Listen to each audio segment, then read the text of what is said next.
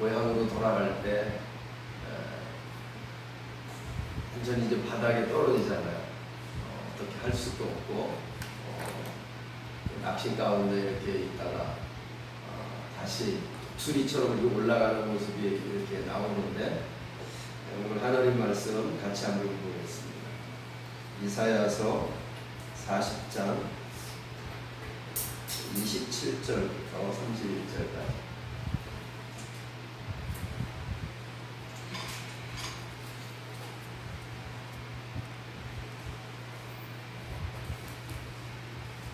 같이 함께 읽겠습니다. 야곱아, 어찌하여 내가 말하며 이스라엘아, 내가 이르기를 내 길은 여호와께 숨겨졌으며 내 송사는 내 하나님에게서 벗어난다 하느냐. 너는 알지 못하느냐, 듣지 못하였느냐.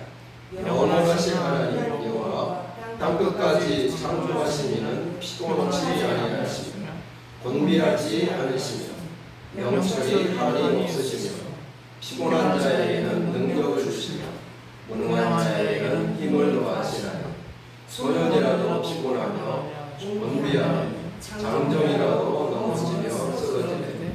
오직 여호와를 갈망하는 자는 새 힘을 얻으리니 독수리가 날개 치며 올라가는 것 같을 것이요 다른 박질하여도 곤비하지 아니하고 걸어가도 피곤하지 아니하리로다. 기도하겠습니다. 좋으신 하나님 감사합니다. 우리에게 늘 좋은 것을 주시고 예비하시고 또 영광으로 인도하시는 하나님을 찬양합니다. 오늘도 주께서 우리와 함께 하시고 또 말씀으로 인도하시고 믿게 하시고 또 영광으로 살게 하여 주심을 감사합니다. 함께 해 주셔서 하나님의 말씀이 하나님의 말씀으로 들리게 하시고 성령으로 임하여 주셔서 믿음으로 순종하는 데까지 나아갈 수 있도록 하나님 인도하여 주옵소서. 이곳에 주의 영으로 충만케 하시고 하나님의 영광이 나타나게 하여 주옵소서. 예수 그리스도의 이름으로 기도하옵나이다. 아멘.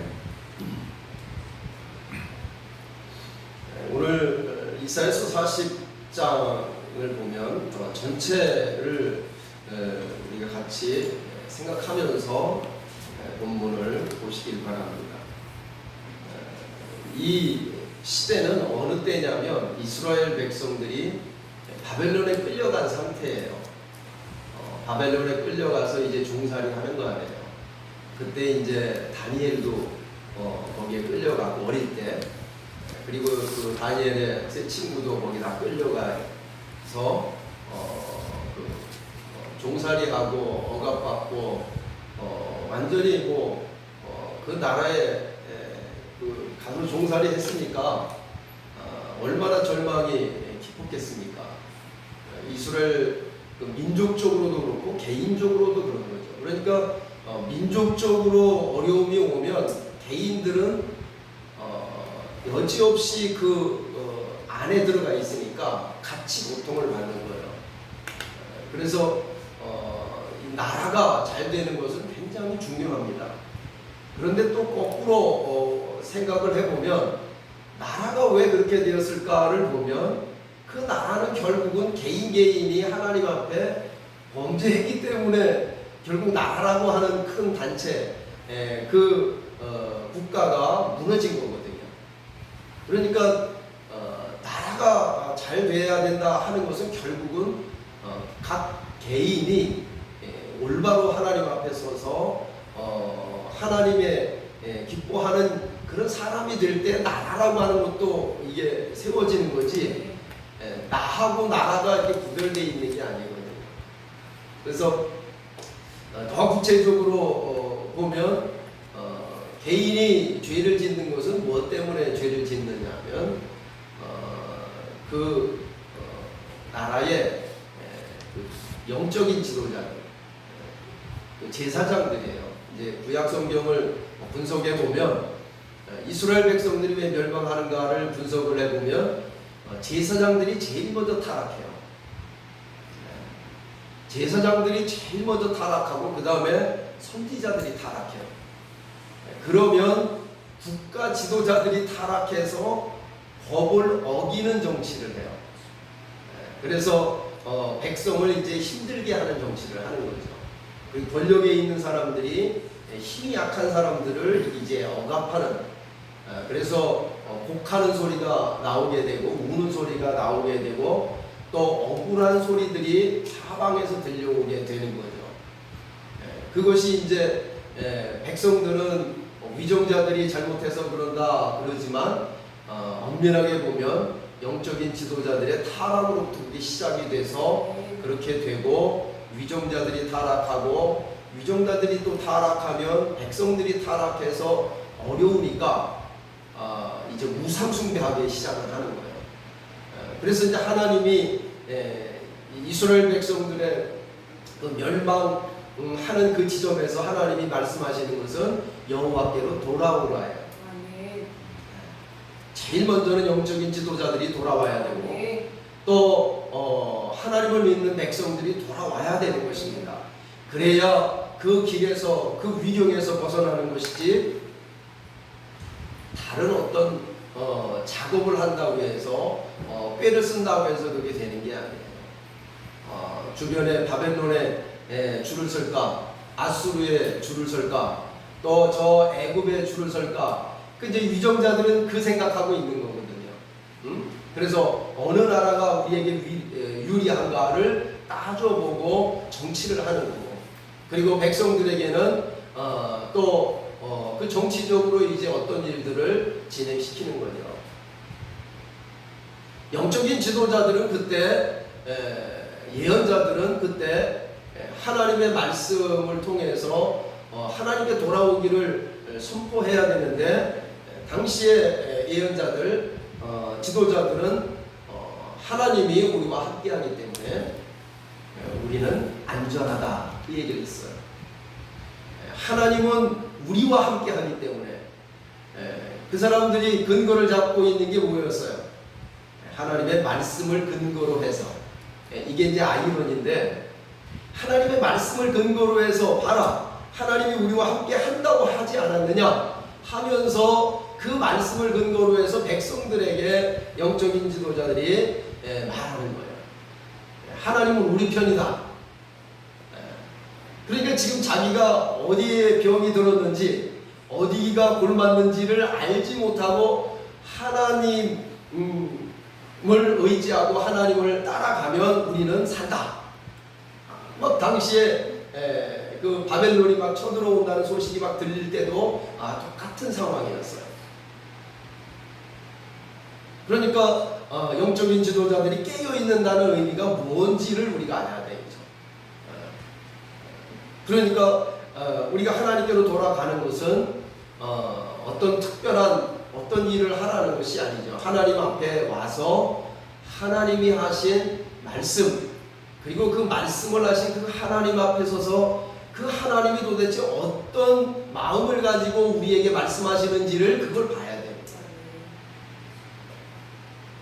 바리새인들도 하나님의 말씀을 가지고 이러쿵저러쿵 했죠. 그런데 그들이 잘못하고 그들이 이게 삐뚤어진 게 뭐였습니까? 그들의 마음속에 하나님이 없는 거였죠. 하나님을 사랑하는 게 없었어요. 이 문자적인 글자는 있었어요. 그 율법은 가지고 있었단 말이죠. 하나님의 말씀, 그 말씀을 하신 그 하나님이 도대체 누구신지를 더듬어 봐야 된다는 거죠. 오늘도 27절에 보면 그렇게 말하잖아요. 야곱아 어찌하여 내가 말하며 이스라엘아 내가 이르기를 내 길은 여호와께 숨겨졌으면 내 송사는 내 하나님에게서 벗어난다 하느냐 그랬어요. 야곱이 얼마나 답답했겠어요. 그런데 야곱의 실상을 이렇게 들여다보면 야곱은 거침이 없는 사람이었어요. 머리가 팽팽 돌아가니까 벌써 무슨 일을 하면 벌써 저 앞일까지 벌써 다 계산해가지고 한단 말이에요. 그 정도로 머리가 잘 돌아가는 사람이에요. 그런데 그 야곱이 결국은 에서 앞에 쓸 그런 상황에 도달했을 때 이게 도대체 길이 없는 거예요. 그러니까 하나님은 결국 우리에게 어느 지점에 다다르기를 하나님은 기다리시느냐면 그 지점에 기다리기는 거예요. 그 지점에 딱 서서. 왜냐, 아무리 하나님이 하루 종일 손을 벌리고 하나님이 우리에게 외치고 돌아오라고 해도 그 얘기를 듣지를 않으니까. 그러니까 하나님이 기다리시는 거예요. 둘째 아들이 아버지를 떠나서 허랑방탕하게 사는 그 시절이 얼마나 좋았겠습니까? 그 돈 쓰는 재미가 얼마나 좋습니까? 자기가 망해가지고 그 종살이처럼 한다고 하는 생각은 전혀 하지 않았어. 신났겠죠. 그 돈 가지고 사업해서 얼마나 신나게 해가지고 내가 떵떵거리고 내 아버지께 한번 내가 뻔때를 한번 보여주겠다 이런 마음을 가졌을 거예요. 많은 사람들이 그 둘째 아들에게 기대도 많이 했겠죠.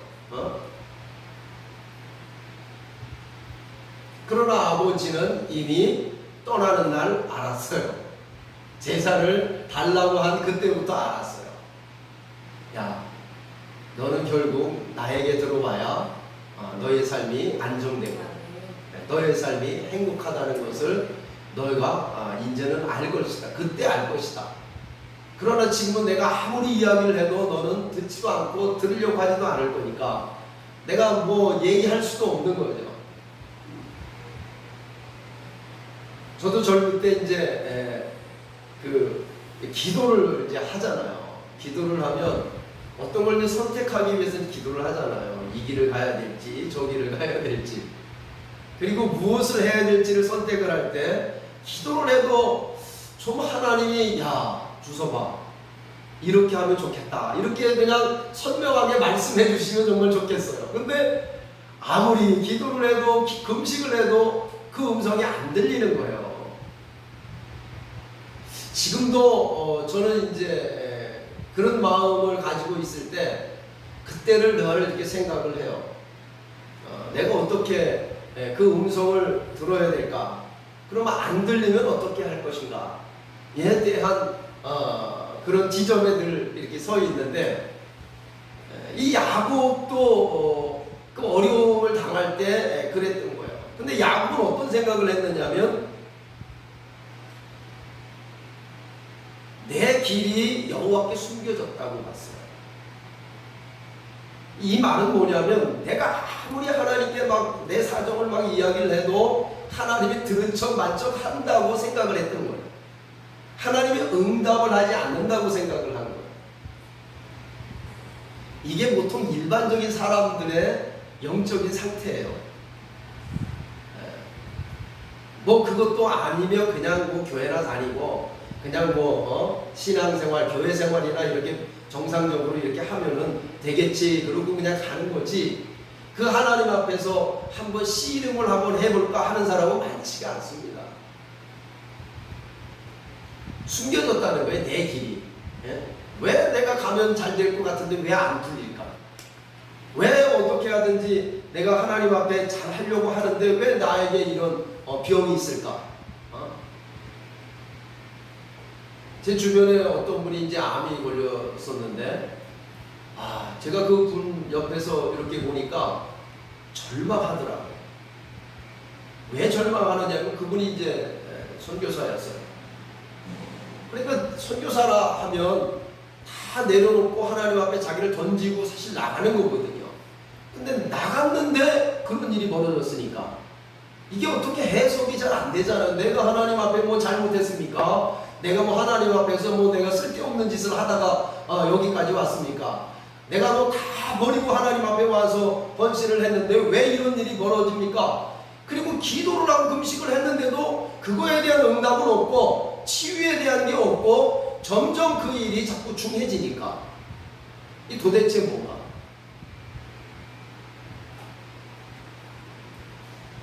하나님은 치유하는 하나님이라고 그러는데 왜 나에게 치유라는 것이 왜 없을까? 그 앞에서 어떤 마음을 가지고 계시겠어요? 여러분 같으면. 전 가끔 그런 생각을 해요. 내가 만약 그런 상황이 온다면, 그리고 내가 죽는 날이 곧 닥쳐온다면 나는 도대체 오늘 어떻게 살 것인가? 그걸 보면 정말로 요즘 들어 많이 드는 생각인데 정말 악하고 게으른 종이에요. 정말 내가 악하고 게으른 종이에요. 사도들을 보면, 예수님의 제자들을 보면 그 제자들에 비하면 정말 악하고 게으른 종이에요. 모든 것을 다 내 중심으로 생각하고 내 뜻대로 생각하고 내가 하고 싶은 대로 하려고 하고, 그리고 내 마음대로 하나님이 이런 하나님이야 저런 하나님이야 하고 내가 하나님을 마음대로 이렇게 규정해 놓고, 그리고 하나님이 말씀하지 않았는데도 내 뜻에 내 욕심에 그게 합하면 하나님의 뜻이다 이렇게 변개하기도 하고, 너무 하나님 앞에서 정직하지 못한 거예요. 이 야곱이 하나님 앞에 섰을 때 자기 길이, 자기가 가는 그 길이 하나님 앞에 숨겨졌다고 보는 거예요. 그리고 내 송사는 내 하나님에게서 벗어난다. 얼마나 하나님 앞에 가서 할 말이 많았겠어요. 그 야곱이 하나님 이건 이렇고 저건 저렇고 이러면서 하나님 앞에 따질 일이 많잖아요. 근데 상황은 점점 악화되고 자기 외삼촌한테 그렇게 속임을 당하고, 그 얼마나 그 억울한 일이에요. 그리고 형 예수 앞에 이제 쓸 텐데 맞아 죽을 텐데, 칼에 완전히 동강이 나가지고 죽을 텐데 이거 어떻게 하겠느냐. 하나님이 거기에 대해서 언급을 하지 않는단 말이에요. 근데 자기 송사가 하나님 앞에 숨겨졌다, 벗어났다, 하나님 앞에 올라가지도 않았다는 뜻이에요. 그런데 그렇습니까? 그렇지 않습니다. 하나님은 우리에게 말씀하시는 거예요. 야, 너 나에게 한번 와라. 와가지고 한번 변론 좀 하자. 이거예요. 이사야서 59장에서는 하나님이 말씀하시는 거예요. 야, 내가 손이 짧아서 너를 구원하지 못하는 게 아니다. 야, 내가 귀가 없어서 네가 하는 말을 내가 못 듣는 게 아니다. 내가 눈이 없어갖고 네가 하는 일들, 네 상황을 모르는 게 아니다. 와서 변론해라. 변론이라는 것은 뭐냐면 따져보자는 거예요. 그래, 네 사정은 어떻고 나는 어떻고 너는 어떻고 나는 어떻고 한번 따져보자는 거예요. 하나님은 그걸 원하시는 거예요. 정직하게 하나님 앞에 와서 하나님 나 정말 화납니다 이렇게라도 와서 따지라는 거예요. 하나님 왜 이런 일을 왜 이렇게 나에게 이렇게 하셨습니까? 왜 이걸 허용하셨습니까? 왜 이런 어려운 고통을 나에게 주시는 것입니까? 무엇 때문입니까? 이렇게 와서 변론하자는 거예요. 그러면 그 하나님 앞에 서면 하나님이 말씀하신다는 것입니다. 저는 이제 기도를 이렇게 요즘에 이제 하잖아요. 기도를 막 하다가 결국은 늘 어느 지점으로 가느냐면 하나님의 은혜의 보호자 앞으로 가야 돼. 모든 기도를 막 하다가 결국은 가야 될 지점이 어디로 딱 가느냐면 그 하나님의 은혜의 보호자 앞에 딱 서요. 그럼 거기 서서 하나님이 하시는 말씀은 뭐냐면 음성이 들린다는 게 아니고 내 마음속에서 내 마음속에 말씀이 있는데 그 말씀이 무엇이 처음 떨어지느냐 하면 나에게 가장 큰 계명이 떨어져요. 제 마음속에 늘 그게 있어요. 마태복음 22장 36절에서 40절에 있는 가장 큰 계명이 저에게 이렇게 들어와요. 너 나 사랑하냐? 너 나 사랑하냐 정말? 네. 그러면 눈물이 펄펄펄펄 나요. 그러면서 네 사랑합니다. 내 주님 사랑하는 거 주님도 아시고 나도 주님 사랑합니다.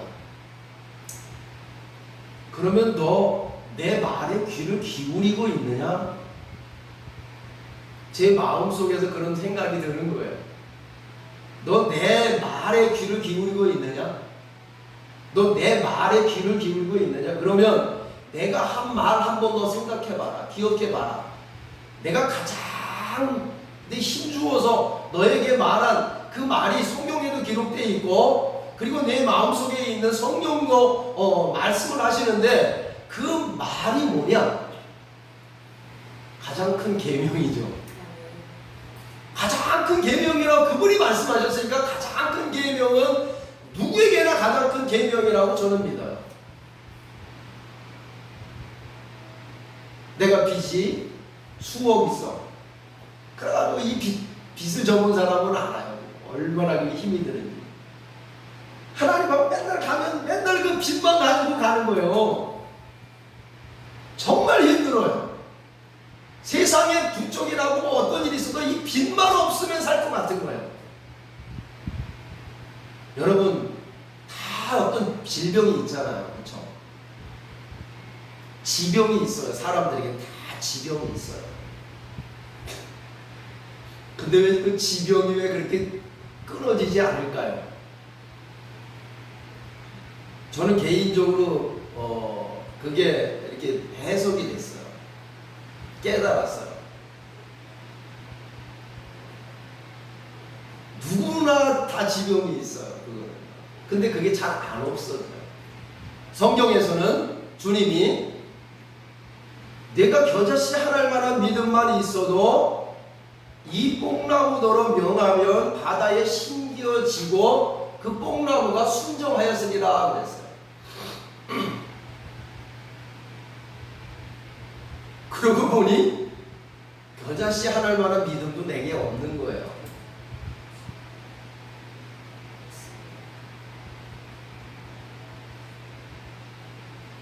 믿음 없는 자인 것을 확인을 했어요. 아, 내가 안 믿는구나, 하나님을. 예수님이 하나님을 믿으니 또 나를 믿으라. 내 아버지 집에는 거할 곳이 많도다. 내가 가서 아버지 집에 가서 집을 예비하고 다 준비하면 다시 너에게로 와서 너를 나 있는 곳에 있게 할 것이다. 이렇게 약속을 했거든요. 근데 그 말을 믿어야 되거든요. 그렇죠? 주님이 하신 말씀이니까 그 말씀을 믿어야죠. 근데 그게 믿어지면 우리가 어떻게 살아야 될까가 나와요. 오늘 내가 빚이 얼마나 있어, 어떤 지병이 있든, 내가 절망 가운데 있는 암병을 내가 가지고 있고 살 날이 얼마 남지 않았든, 그 하나님이 계시고 그가 자기를 찾는 자들에게 상 주시는 힘을 믿는 자면, 그러면 오늘 내가 그 하나님을 믿고 그 하나님 안으로 들어가는 거죠. 그 은혜 속에 들어가는 거죠. 그 은혜 속에 들어가서 그 말씀하신 하나님을 보는 거죠. 그 하나님이 생생하게 보여야 되는 것입니다. 하나님이 보이십니까? 이 말씀 안에서 하나님이 보이기 시작을 해야 돼요.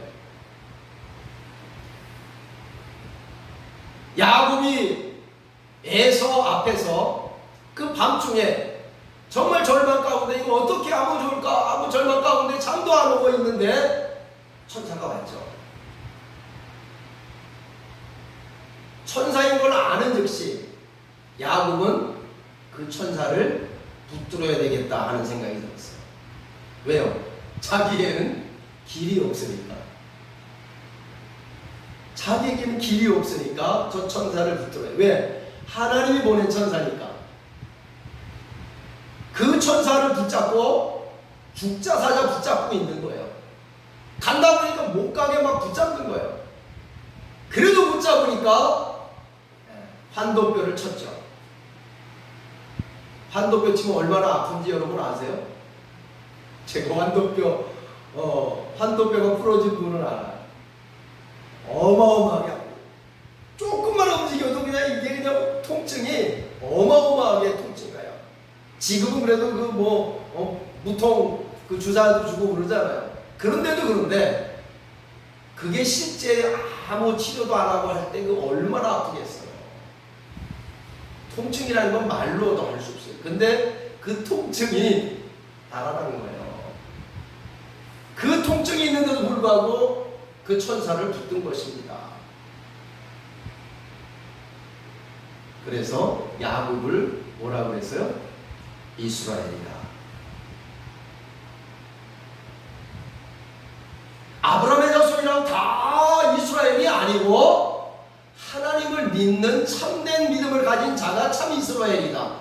참 유대인은 하나님의 말씀을 듣고 순종하는 자가 참 이스라엘이지, 아브라함의 자손이랑 다 유대인이라고 하는 거 아닙니다.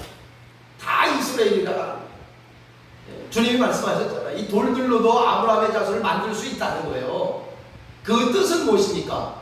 우리에게 하나님을 바라보고 하나님을 믿고 따르고 하는 것이 바로 누구에게? 우리에게 있다는 것입니다. 하나님이 우리를 돌처럼 로봇처럼 만들어 놓지 않았다는 거예요. 우리에게 그 모든 것이 다 이미 주어졌다는 거예요. 하나님께 돌아올 수 있는 모든 여건이 이미 선제적으로 은혜가 이미 임해 왔다는 거예요. 이미 말씀하시고 이미 창조하시고 이미 우리에게 은혜를 주시고 예언자들을 보내주시고 그리스도를 보내주시고 성령을 보내주시고 복음을 보내주시고 이미 다 믿을 수 있는 모든 것을 다 해주셨다는 것입니다. 로마서 10장에 보면 믿음이 뭐냐에 대한 것을 바울이 얘기해요. 믿음이라는 것은 하나님을 만나려고 저 하늘 꼭대기로 올라가려고 발버둥치는 게 아니라, 예수님이 음부에 가셨다고 해서 그 음부에 찾아가서 예수님을 만나러 가는 게 아니다. 말씀이 내 입에 가까워 마음으로 믿어 의에 이르고 입으로 시인하여 구원에 이르는 것이다.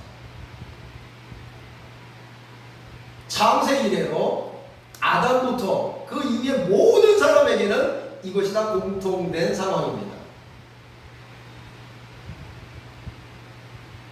그런데 그 어떤 사람이 그 하나님의 심판대 앞에서, 그 하나님 앞에서 제외될 사람이 누가 있겠습니까?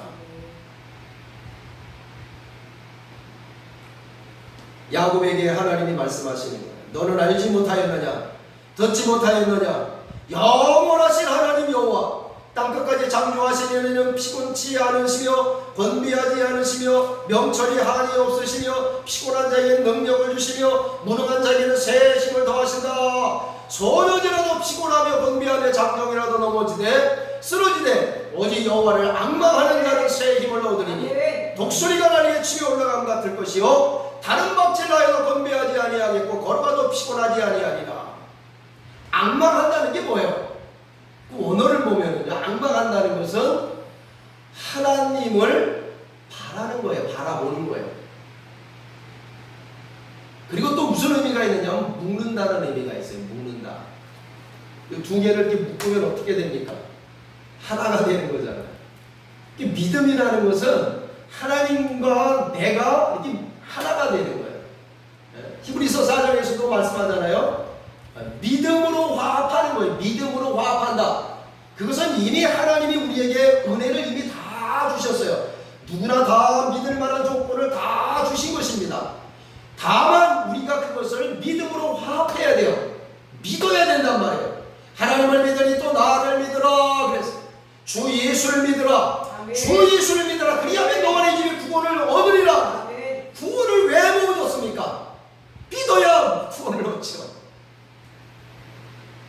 어제 어떤 분을 한 번 만났는데 제가 이제 예수 믿느냐고 물어보니까 안 믿는데요. 나이가 한 60세 넘었어요. 근데 이제는 이제 갈 준비 하셔야 되죠. 그렇죠. 이제 죽을 준비를 좀 하셔야죠. 예.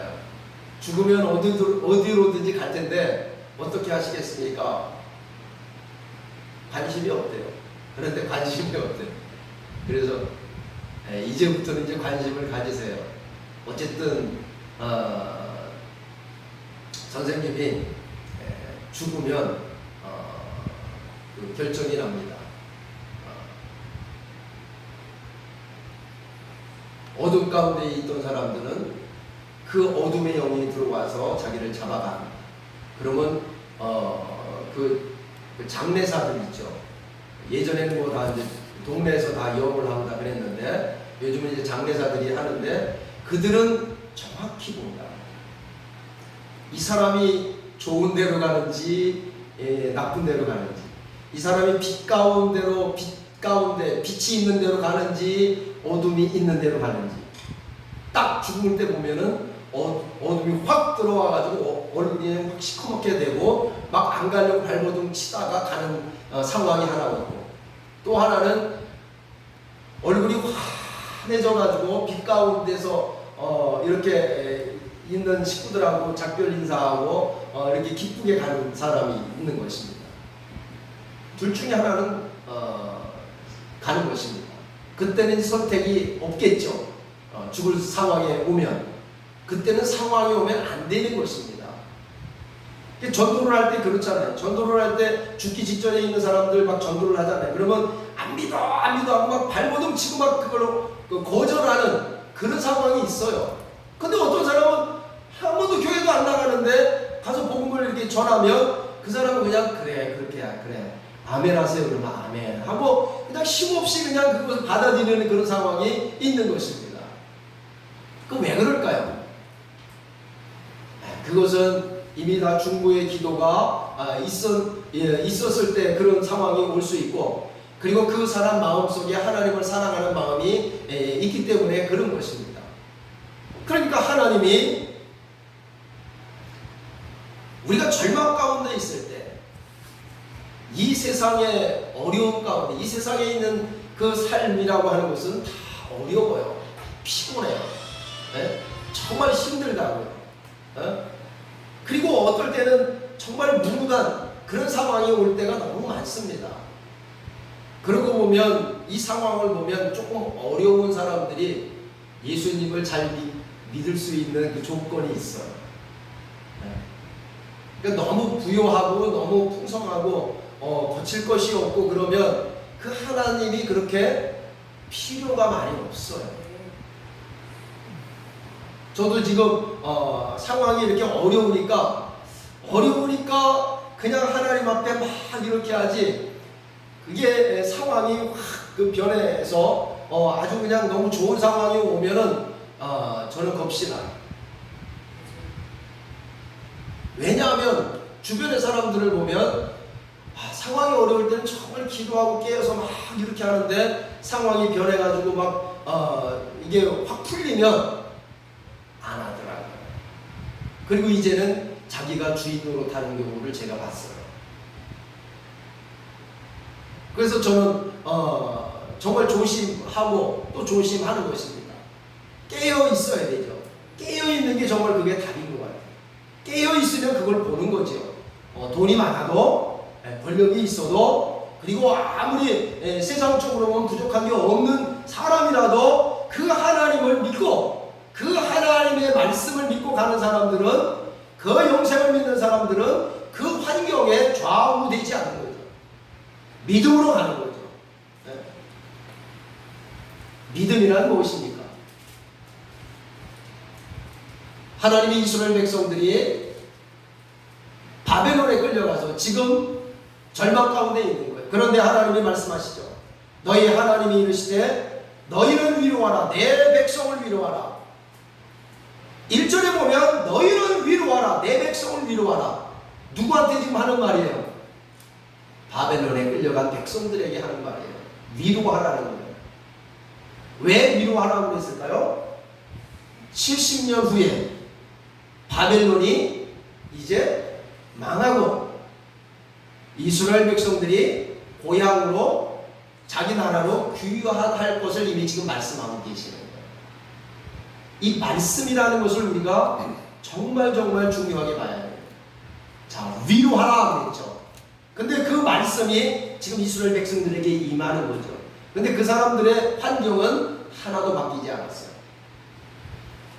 바벨론의 그 왕의 지배를 받고 그 치리자들의 지배를 받고 오늘도 중노동하는 그런 하루를 지내는 것입니다. 그런데 하나님은 말씀하시기를 내 백성을 위로하라, 내 백성을 위로하라, 내 백성을 위로하라 그러는 거예요. 왜요? 너희는 이제 70년 후에 돌아갈 것이기 때문에. 하나님은 70년이라는 말씀을 여기서는 하진 않았지만 그 말씀을 믿는 사람들, 만약에 70년 남은 사람이 그 말씀을 들었든지 아니면 30년 남은 그 사람이 그 말씀을 들었든지 아니면 69년째 1년 남은 사람이 그 말씀을 들었든지 이것은 반응이 똑같아야 된다는 뜻입니다. 그죠? 그러니까 만약에 1년 남은 사람이 하면은 좀 실감 나겠죠. 내년에 그 일이 벌어지니까 실감 나는 일이에요. 그런데 하나님은 그 시간을 알려주지 않아요.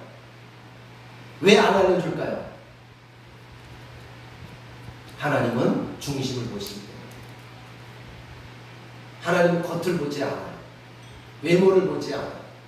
우리의 중심은 부할 때나 가난할 때나 귀한 자리에 있을 때나 천한 자리에 있을 때나 눈물 골짜기에 있을 때나 무슨 꽃이 필 때나 그 중심은 언제든지 그 중심은 중심이에요. 하나님은 그 중심을 보시는 것입니다. 너희는 예루살렘의 마음에 닿도록 말하며 마음에 닿도록 말하라는 거예요. 그것에 외치라. 그 노역의 때가 끝났고 그 죄악이 사함을 받았느니라. 그의 모든 죄로 말미암아 여호와의 손에서 벌을 배나 받았느니라. 이미 복역의 때가 70년이 이미 정해진 것입니다. 그러니까 이스라엘 백성들이 바벨론에 끌려간 게 무엇 때문이라는 거예요? 죄값이라는 것입니다. 한국이 일본에게 36년간 종살이한 게 무슨 이유라고요? 우리 민족의 죄값이라는 거예요. 6.25 동란이 터진 게 무엇 때문이라는 거예요? 한국의 죄값이라는 거예요. 겉으로는 국제정치에 의해서, 국내적으로는 어떤 정치인이 잘못해서, 그러나 하나님은 뭐라고 말씀하십니까? 너희가 나를 떠나서 너와 나 사이에 죄가 있어서, 피가 있어서.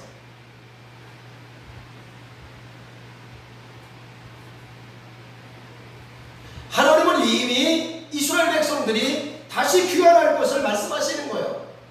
그러니까 우리가 애굽에 있든지 바벨론에 있든지 아수르에 있든지 예루살렘에 있든지 그것은 상관이 없는 것입니다. 너희는 마음을 다하고 뜻을 다하고 힘을 다하여 주 너희의 하나님을 사랑하라. 그 중심이 있어야 된다는 뜻이에요. 내가 지금 오늘 가는 그 길이 넓고 밝고 시원시원하게 뚫린 길이라 할지라도 너는 그 말씀 가운데 있어야 된다는 뜻입니다. 내가 지금 위병에 걸려있다 할지라도 암에 걸려있다 할지라도 너희가 지금 종살이하고 나라가 망할지라도 그 말씀 앞에 서라는 것입니다. 그렇기 때문에 다니엘과 세 친구는 아침 저녁으로 기도한 거예요.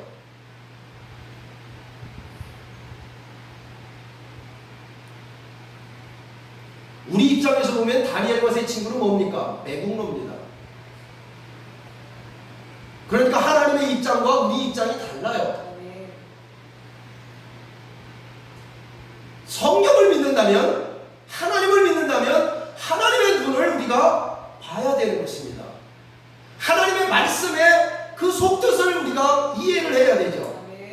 겉에 있는 것만 보고 우리가 말씀은 이렇느니 저렇느니 하나님의 말씀을 갖다가 마음대로 해석하면 되는 게 아니에요. 하나님이 우리에게 말씀하시는 것입니다. 아름다운 구절에 보면 아름다운 소식을 시온에 전하는 자여 너는 높은 산에 오르라. 아름다운 소식을 예루살렘에 전하는 자여 너는 힘써 소리를 높이라. 두려워하지 말고 소리를 높여 유다의 성읍들에게 너희의 하나님을 보라 그랬어요. 하나님을 봐야 되는 거예요. 하나님이 보여야 되는 거예요. 하나님이 여러분에게 보입니까? 하나님의 말씀이 들려집니까? 그 말씀하신 하나님이 보입니까? 말씀을 통해서 그 하나님이 보여야 돼요.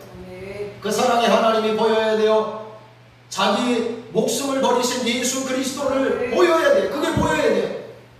지금 십자가에 못 박혀 달리신 예수님을 그거 봐야 되는 것입니다. 지금 어린의 보호자 우편에 앉아 계신 예수 그리스도를 봐야 되는 거죠. 다시 오신 예수 그리스도가 준비하고 계시는 걸 봐야 되는 거죠. 지금 집을 짓고 다 완성되는 그 장면을 우리가 봐야 되는 거죠. 그러면 우리가 어떻게 해야 되는 거예요? 하나님이 우리에게 말씀하시는 거예요. 보라, 주 여호와께서 장차 강한 자로 임하실 것이요 친히 그의 발로 다스리실 것이라. 보라, 상급이 그에게 있고 보응이 그의 앞에 있으니 그는 목자같이 양떼를 먹이시며 어린 양을 그 발로 모아 품에 안으시며 젖먹이는 암것들을 온손히 인도하시리로다. 여러분, 이건 언제 이루어집니까? 지금이 가장 중요한 시간이에요. 여러분, 믿음이라는 것은 이스라엘 백성들이 지금 바벨론에 끌려가서 종살이 하고 있는 상황에서 지금 아름다운 소식, 복음을 전하라 그랬죠. 근데 그 복음이 뭐예요? 하나님을 보라는 거예요. 그리고 두 번째는 그 하나님이 오셔서 상급과 그 보응을 하신다. 이것은 뭐냐면 원수를 무너뜨리고 다 심판을 이기고 우리를 구원해 주신다는 뜻이고, 그리고 상급을 주신다는 것은 이미 하나님이 말씀하신 그 모든 것이 그대로 이루어진다는 뜻이고, 그렇죠?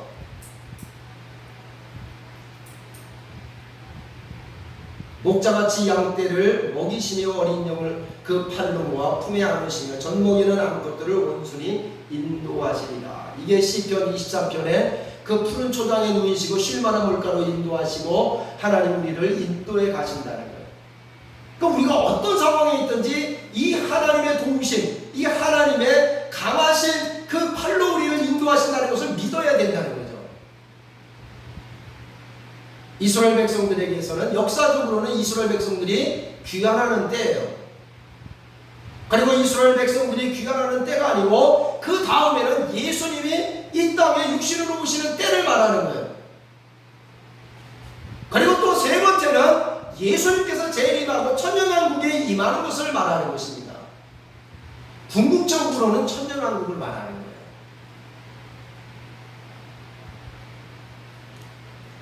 예수님이 우리와 함께, 그리스도와 함께 우리가 왕노릇하는 그 때를 말하는 것입니다. 근데 그것을 지금 언제 말씀하시는 거예요? 이스라엘 백성들이 바벨론에 끌려가는 그 상황에서 말씀하시는 거예요. 그 믿음이라는 건 뭐예요? 믿음이라는 건 지금 내가 바벨론에 끌려가서 지금 종살이하고 하루하루 지금 노역에 시달리고 있는 그 상황에서 하나님이 약속하신 약속을 믿고 그것이 반드시 이루어질 걸 믿고 오늘을 기뻐하며 즐거워하며, 무엇을 듣고? 하나님이 하신 약속을 듣고. 그래서 여호와의 율법을 즐거워하며 주야로 묵상하는 거예요. 이게 신앙이에요. 신앙은 우리의 어떤 환경에 의해서 좌지우지되는 게 아니고, 신앙이라는 것은 내가 지금 하나님 앞에 서서 그 하나님을 내가 모시고 그리스도를 모시고 믿음으로 말미암아 그리스도가 내 마음에 계시게 하라 그랬죠. 그 그리스도께서 하시는 말씀을 들으라 이 말이에요. 그분이 우리에게 주신 가장 큰 계명을 먼저 가장 들어야 된다는 뜻이에요.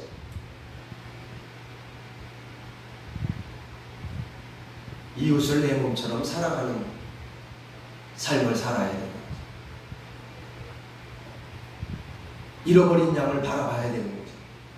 강도 만난 자를 우리가 봐야 되는 거죠. 보니까 제가 저를 보니까 잃어버린 양을 보지도 않고 강도 만난 자가 지금 어디 있는지 찾지도 않고 코로나 시국이라고 해서 그냥 어디 못 가니까 집안에만 처박혀가지고 그러고 있더라고요. 이게 악하고 게으른 종 아닙니까?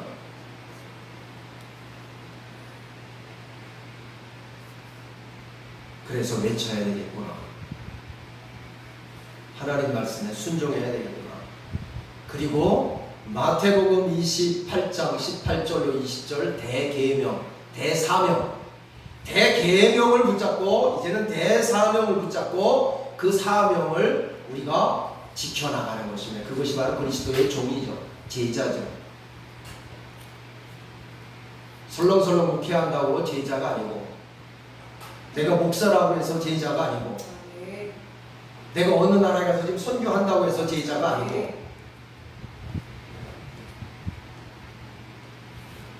내가 주일 성수한다고 해서 제자가 아니고, 그 말씀에 들려야 된다는 거죠. 그 하나님의 음성이 내 마음속에 들려서 그 말씀을 붙잡고 가야 되는 거죠. 그렇게 해서 손양원 목사님처럼 원수도 사랑해서 그 아들을 양아들로 삼는 거죠. 그게 쉬운 줄 아세요? 그렇지 않습니다. 원수를 사랑하라고 하는 그 말씀이 그 손 목사님에게 들렸기 때문에 그 말씀을 붙잡고 그 공산당을 아들로 삼은 거예요.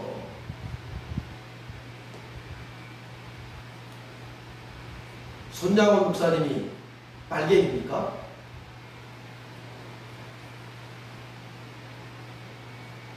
하나님이 우리에게 말씀하시는 것은, 하나님이 우리에게 말씀하시는 것은 우리의 복을 위해서, 우리의 행복을 위해서, 우리에게 영광을 주기 위해서예요. 그분이 하신 말씀은요, 신명기 10장 13절에 보면 우리의 행복을 위해서 하나님은 말씀하신다. 데살로니가전서 4장에 보면 하나님이 우리에게 말씀하시는 것은 복음으로 우리를 불러서 그리스도의 영광을 얻게 하기 위해서다. 그 아버지 집에 들어가게 하기 위해서다. 그래서 우리가 하나님의 말씀을 잘 들어야 되겠습니다. 야곱아, 너는 듣지 못하였느냐? 알지 못하였느냐? 영원하신 하나님 여호와 땅끝까지 장구하시는 이는 피곤치 아니하시며 건비하지 않으시며 명철이 한이 없으시며 피곤한 자에게는 능력을 주시며 무능한 자에게는 힘을 더하시나니 소년이라도 피곤하며 건비하며 장정이라도 넘어지며 쓰러지되 오직 여호와를 안망하는 자는 새 힘을 얻으리니 독수리가 날개 치며 올라간 칠 것이요 다른 박질하여도 건비하지 아니하겠고 걸어가도 피곤하지 아니하리로다. 새 힘이 성령의 권능에 임하여 우리가 어디든지 갈 수 있고 어떤 상황에서도 우리가 나갈 수 있는 믿음이 내 안에 있어야 되는 것입니다. 그것이 바로 믿는 자에게 따르는 것입니다. 기도하겠습니다.